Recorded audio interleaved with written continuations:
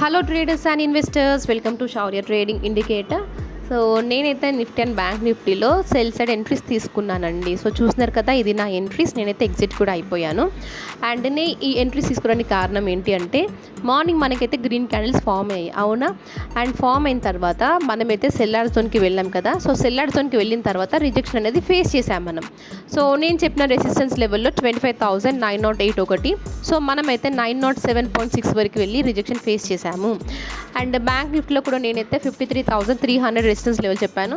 So అక్కడికన్నా కొంచెం ముందుగానే 240 నుండి మనమైతే రిజెక్షన్ ఫేస్ చేశాము, ఓకేనా? అండ్ అలాగే చూస్తే మనకి స్టార్ కూడా ఫామ్ అయిందండి రెండింట్లో కూడా. అండ్ నేను స్టార్ ఫామ్ అయింది అని చెప్పేసి దాని గురించి మన వాట్సాప్ గ్రూప్లో పోస్ట్ చేశాను. సో చూసారు కదండి, ఇక్కడ. సో ఎప్పుడైతే ఈ స్టార్ ఫామ్ అయిన క్యాండిల్ కింద క్లోజ్ అయిందో నేనైతే సెల్ సైడ్ ఎంట్రీస్ తీసుకున్నాను. అండ్ నా స్టాప్ లాస్ వచ్చేసి ఈ పెద్ద మ్యాసివ్ క్యాండిల్ ఉంది కదా, దాని సెంటర్లోకి నా స్టాప్ లాస్ పెట్టేశాను రెండింటిలో కూడా. సో నేనైతే నిఫ్టీలో 16 పాయింట్స్ స్టాప్ లాస్ పెట్టాను. అండ్ బ్యాంక్ నిఫ్టీలో నేను మన రెసిస్టెన్స్ లెవెల్లో ఉంది కదండి, దాన్ని స్టాప్ లాస్ పెట్టాను 38.7 స్టాప్ లాస్ అనమాట, ఓకేనా? అండ్ నా టార్గెట్ 50 పాయింట్స్కి నేనైతే టార్గెట్ పెట్టానండి నిఫ్టీలో. అండ్ సో నా ఫస్ట్ టార్గెట్ వచ్చేసి 25,800, టార్గెట్ 1 హిట్ అయిపోయింది. అండ్ నా టార్గెట్ 2 వచ్చేసి 25,750 నా టార్గెట్ 2 పెట్టాను. అండ్ నా టార్గెట్ 2 హిట్ అయినప్పుడు మళ్ళీ స్టార్స్ కూడా ఫామ్ అయ్యండి, ఓకేనా?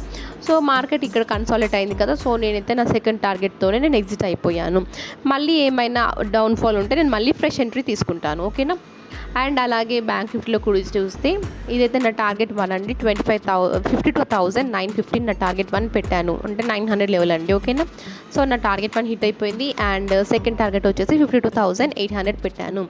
సో సెకండ్ టార్గెట్ దగ్గర కూడా ఏమైంది అంటే 820 వరకు వచ్చింది కదండి. సో మనం చూడొచ్చు ఇక్కడ మళ్ళీ మనకి స్టార్స్ ఫామ్ అయ్యాయి. సో చూస్తున్నారండి, మనకైతే ఇక్కడ గ్రీన్ కలర్ స్టార్స్ ఫామ్ అయ్యాయి కదా బ్యాంక్ నిఫ్టీలో కూడా. అండ్ అక్కడ నుండి మనమైతే మళ్ళీ అప్ సైడ్ మూమెంట్ చూసాము, అవునా?